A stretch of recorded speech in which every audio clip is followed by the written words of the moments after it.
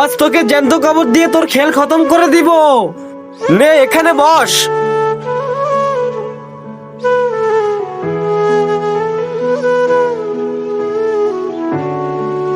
ওই এখন ভালোবাসা দেখাতে আসিস না, যা ওখানে চুপ করে বস।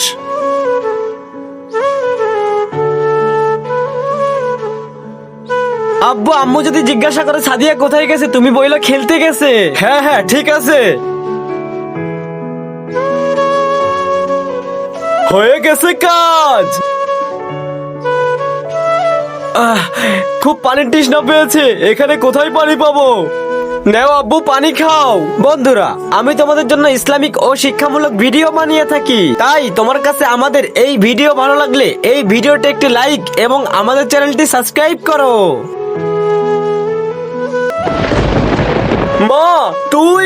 আব্বু তোমার পিপাসা পেয়েছে, তাই আমি তোমাকে পানি খাওয়াতে এসেছি।